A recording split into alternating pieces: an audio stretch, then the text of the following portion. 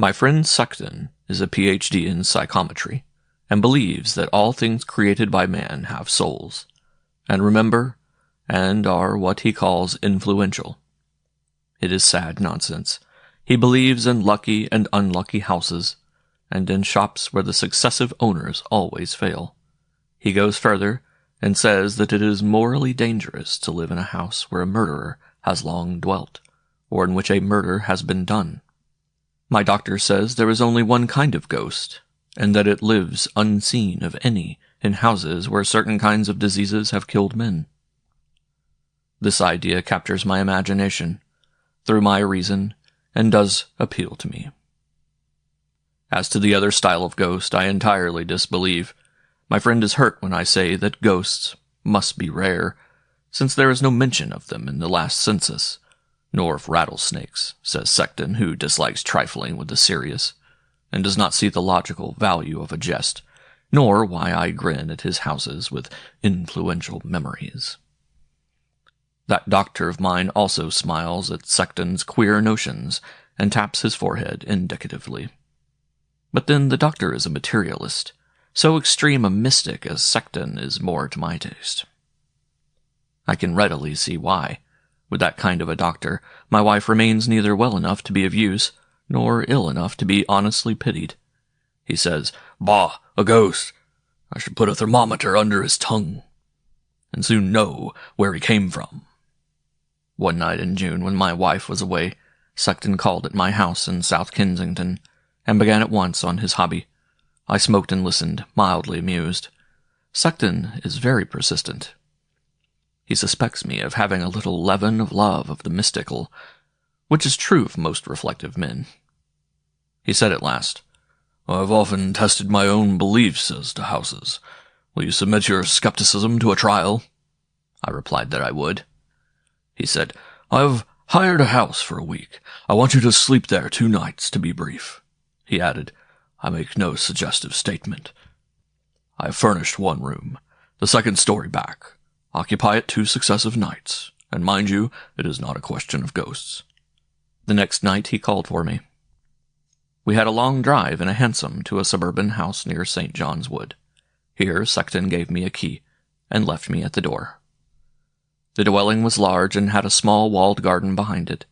It was about 11 when I lighted the candle I found in the hall on the floor, for the house was, as he said, unfurnished. It smelt close and musty. I walked through several rooms to a little conservatory. I found nothing unlike a multitude of other so-called villas. I went to my room, locked the door, lighted 3 candles, set my shaving case and toilet affairs on a chair, for want of a table, and went to bed. It is proof of my indifferent attitude of mind that I slept well. I awoke early, about 6, and to my surprise felt a strange sense of depression, a melancholy so convincing that I seemed of a sudden to understand how it was that men may desire to die. I sat up with a feeling of horror and of recoil as from an abyss. I struck my repeater. It was after 6 o'clock. As I looked about me in the dim light, I saw my razor lying open on the bed. It startled me. I was sure I had left it on the chair. I got up and walked about the room, and after a little began to be more myself. As it was very warm, I opened a window.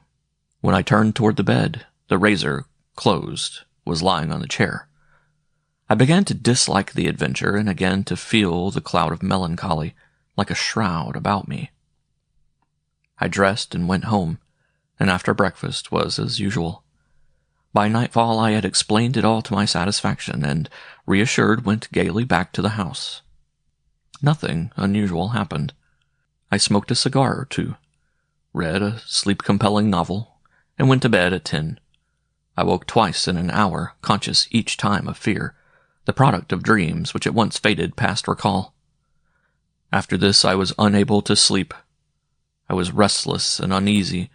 At last I got up, and in the darkness had abruptly a sense of alarm which was like a possession.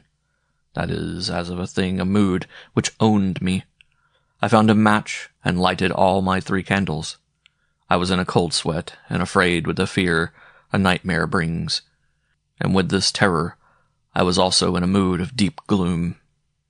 I dressed and went to a closet to find the novel I had left on the shelf. I was resolved to dismiss these sensations. As I took it, I saw some empty vials, and one which was half full. I took it up and uncorked it, and smelt it to learn what it might be. It was laudanum. I staggered across the room with it in my hand, and with an oath threw it into the fireplace. I had resisted the deadliest temptation life had ever set in my way. I went slowly downstairs and must have been in a queer condition, for I seemed to be moving with an onerous use of willpower. At last I was out in the air, and was at once relieved. After walking about for hours, I reluctantly went back to the house and up to my room. The fragments of the bottle I had broken when I threw it on the hearth were gone. As I stood in amazement looking about me, I felt a slowly gathering renewal of the melancholy of the night before. Was it all a dream, or what? My reason and my willpower were affected by the mood of the gloom, and by the desire, the longing to... I would not say it even to that confidant in my own mind. I hastily put my toilet things in a handbag and went away to get, at home, a bath and breakfast. The feeling of depression was with me until evening. When I called on Succden and made my statement, he asked if I were satisfied. I replied that, as to the razor, it must have been a lapse of memory, and possibly, Succden broke in, "But I say, man, do you leave open razors on your bed and forget them, or do you mean me to believe that it is a habit of yours to get up in your sleep and shave yourself?" "But," said I, "how else can I explain it?" "That is just the question. I can explain it. What about the laudanum?"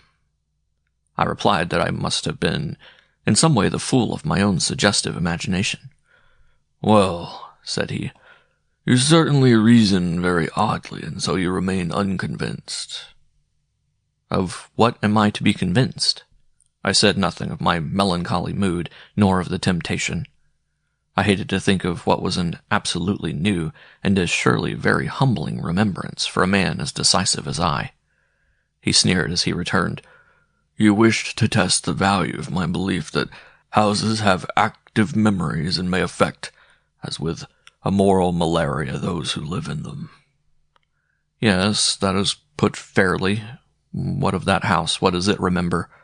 "I will tell you. 3 persons have taken their lives in that house. No one can live in it." "Stop," I said. "Were they all of one family?" "Yes." "That," I urged, "seemed to me to lessen the value of your test." "Does it?" he said. "For them perhaps, but not for you. Now be fair." I said it required thought. I think he knew that I had not been entirely frank, for he asked if I would try another night in the same house. I said no, upon which he replied smiling, "I do not ask why. I am satisfied." Succden has good manners. He might have made himself disagreeable.